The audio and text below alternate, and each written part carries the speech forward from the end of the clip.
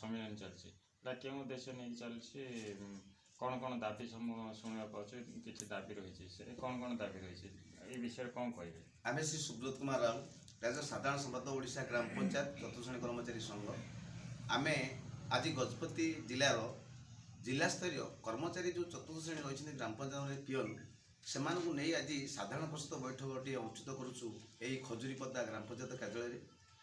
ଏହାର ମୁଖ୍ୟ ଉଦ୍ଦେଶ୍ୟ ହେଉଛି ବହୁ ଦୀର୍ଘ ଦିନ ଧରି ଆମେ ଯେଉଁ 10ଟାରୁ 5ଟା ଗ୍ରାମ ପଞ୍ଚାୟତ କାର୍ଯ୍ୟାଳୟ ମାନଙ୍କରେ ପିଅନ ମାନେ ଯେଉଁ ଖଟୁଛନ୍ତି ଅହରାତ୍ର ଦିବାରାତ୍ର ସମସ୍ତ କାର୍ଯ୍ୟକୁ ବିଅର କରୁଛନ୍ତି। ଯାବତୀୟ କାର୍ଯ୍ୟ ଏପରିକି ପଞ୍ଚାୟତ ରକ୍ଷଣାବେକ୍ଷଣ ଠାରୁ ସଫାସୁତୁରା ଠାରୁ ଅତିଥି ଚର୍ଚ୍ଚା ପର୍ଯ୍ୟନ୍ତ ସମସ୍ତ କାର୍ଯ୍ୟ କରୁଛନ୍ତି। ଏପରି ସରକାରଙ୍କର ଯେଉଁ ନିର୍ବାଚନ ସମୟରେ ମଧ୍ୟ ଭୋଟ ବାକ୍ସ ଦେଉଛନ୍ତି ଏବଂ କୋଭିଡ ଟାଇମରେ ମଧ୍ୟ ମହାମାରୀ ଟିଏମସି ମଧ୍ୟ କାର୍ଯ୍ୟ କରୁଛନ୍ତି।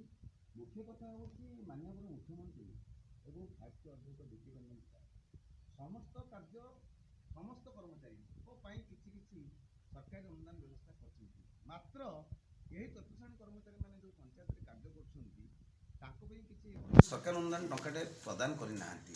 ତାର ପ୍ରତିବାଦ ସ୍ୱରୂପ ଏଇ ଯେଉଁ ବୈଠକ କରାହେଉଛି ସାଧାରଣ